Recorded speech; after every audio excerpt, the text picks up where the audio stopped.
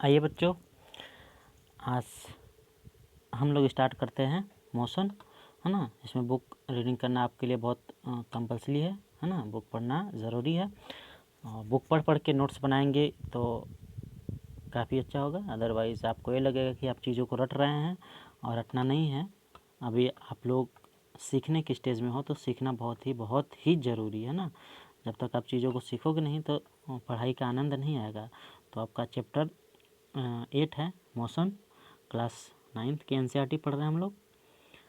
तो आइए स्टार्ट करते हैं, है ना। देखिए यहाँ पे इन एवरी डे लाइफ, है ना। Every day life we see some object at rest, कुछ ऑब्जेक्ट को हम लोग रेस्ट में देखते हैं। एंड अदर इन मोशन, कुछ को देखते हैं कि जो मोशन कर रही है। For example bird flying, fish swimming, blood flow through veins, है ना। हमारे विंस से ब्लड फ्लो करता है। And arteries and car move, artery में भी विन, और आर्टरी में तो वो जाते आपकी ब्लड, पता है। कार मूव करती है। एटम्स होते हैं, मॉलिक्यूल्स होते हैं, planet, star and galaxy are all in motion. ये सारी ऑब्जेक्ट किस में हैं? मोशन में। यहाँ से आप देख सकते हो सारी की सारी चीज़ें किस में है? मोशन में, है ना। किस में है सब सारी चीज़ें? मोशन में। इनको हम लोग क्या कहेंगे? These object are in motion, है ना। सारी आपकी क्या है? किस में है? मोशन में। तो आपको लिखने की ज़रूरत नहीं है, बस आप रीडिंग कर लीजिए। बस मोशन का मतलब ये होता है ऐसे ऑब्जेक्ट जो अपनी पोजीशन टाइम के साथ लगातार कंटिन्यूसली क्या करते हैं? चेंज करते हैं। We often perceive an object to be in motion when its position आ गया, है ना। किसी भी ऑब्जेक्ट को हम लोग कह सकते हैं कि मोशन में है कब? जब वो अपनी पोजीशन लगातार चेंज करे। यहाँ से देखिए, आपको यहीं से लिखना है ना, मैं लिख रहा हूँ इसको, देखिए परसीव इन मोशन, है ना। फ्री हैंड कट,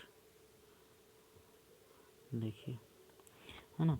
तो आपको यहाँ से नोट करना है, we often perceive an object to be in motion when its position changes with time. आ गया यहीं से, है ना, यहाँ से यहाँ तक, टाइम तक, ठीक। However there are situation when the motion is inferred through indirect evidences. For example, we infer the motion of air by observing the movement of dust and the movement of leaves and branches of tree.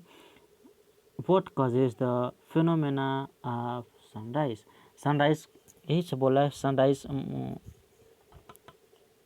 के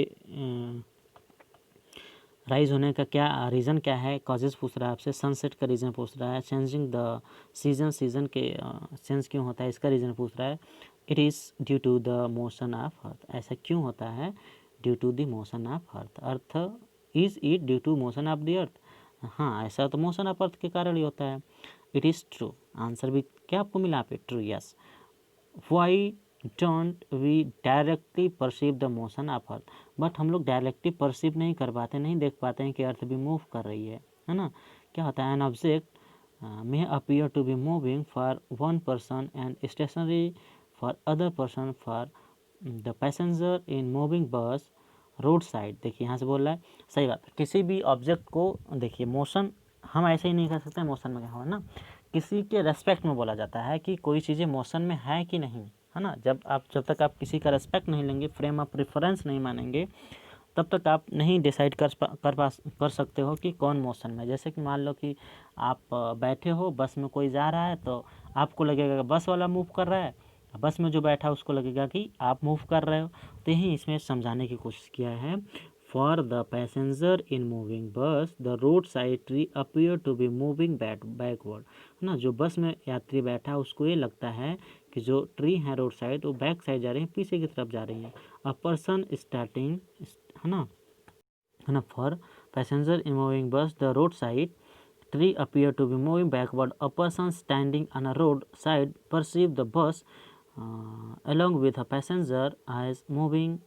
सही बात, उनको भी ऐसा लगेगा passenger क्या हो रहा है? मूव कर रहा है। हाउएवर, जबकि a passenger inside the bus see his fellow passengers to be rest, अपने फेलो जो कि आगे आस पड़ोस होंगे उनको तो देखेगा रेस्ट में है। जैसे हम यहाँ पे बस में हैं, आप भी हो आगे, हम लोगों को ऐसा लगा हम लोग रेस्ट में, जबकि हम लोग वही बाहर देखेंगे विंडो से तो ऐसा लगेगा इसमें वो लोग मोशन में है। वो do what do this observation indicate, ये इंडिकेशन आपको क्या दे रहा है, इस ऑब्जर्वेशन आपको क्या बता रहा है। The most motion are complex, कुछ मोशन कम्प्लेक्स होते हैं। सम ऑब्जेक्ट में मूव इन स्ट्रेट लाइन, कुछ ऑब्जेक्ट तो स्ट्रेट लाइन में मोशन करती हैं, स्ट्रेट लाइन मोशन ऐसा गया।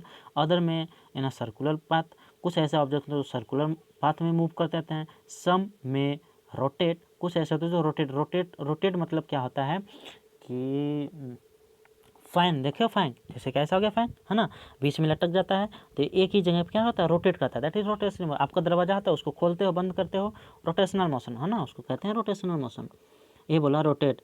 अ फ्यू अदर्स में वाइब्रेट, कुछ वाइब्रेटर मोशन होता है, जैसे कि आप टीन पे ऐसे मारोगे, हिट मारोगे ना तो वाइब्रेट करता है, that is called vibratory motion. तो एक ब्लेड लेना, ब्लेड को ऐसे पकड़ के जब हिट करोगे तो उसमें वाइब्रेशन होता है। तो ग्लास लेना पतली सी, उसको ऊपर जब हिट करोगे vibration motion, that is called vibration motion. Vibration motion क्या होता है, any particle move to and fro from the mean position, that is called vibration motion. Vibration motion, है ना, इसको आगे हम लोग देखेंगे। देयर में भी situation involve combination of this in this chapter। अब यहाँ से in this chapter we shall first learn to describe the motion of the object along straight line, है ना, इसमें हम लोग को क्या देखना है, स्ट्रेट लाइन मोशन देखना है। we shall also learn to express such motion through a simple equation and graph। Equation से और ग्राफ से हम लोग इन मोशंस को देखेंगे। Later we shall discuss way to describe circular motion, है ना, इसके बाद हम लोग क्या करेंगे, सर्कुलर मोशन को देखेंगे, है ना। देख लेते हैं आप क्या बोल रहा है। एक्टिविटी 8.1 का discuss whether the wall of your classroom are at rest or in motion. आपका क्लासरूम आता हो, जहाँ पे आप क्लास करो, आपकी जो वॉल है रेस्ट में है कि मोशन में है, तो आपके रेस्पेक्ट में होता है रेस्ट में है ना। बट हम पूरे ग्लोब की बात कर लें, दूसरे प्लेनेट के रेस्पेक्ट में कर लें तो किस में आएगा, मोशन में आ जाएगा कि मूव कर रही है ना। तो आपको एक रेस्पेक्ट लेना होगा, किसके रेस्पेक्ट में हम लोग बता रहे हैं। हाउ एवर यू, एक्टिविटी 2 क्या बोला है, have you ever experience that the train in which you are sitting appear to move while it is at rest। क्या आपको कभी लगता है ट्रेन में कि बैठे हो और आपकी ट्रेन रेस्ट में हो, ऐसा लगे कि आपकी ट्रेन चल रही है। हाँ, ऐसा होता है। हाँ, जब आप विंडो के पास बैठोगे, आपके बगल से एक ट्रेन चल रही है तो ऐसा लगता है आपको कि हमारी ट्रेन भी चल रही है ना, बट अपनी ट्रेन नहीं चल रही होती है। Discuss and share your experience, आपके एक्सपीरियंस बताएं। थिंक एंड एक्ट, ये आपको एक्टिविटी है, क्या बोल रहा है, we sometimes are endangered by the motion of object around us, especially if that motion is erratic and uncontrolled, as observed in a flooded river, flooded बाढ़ वाली रिवर में, a hurricane or tsunami।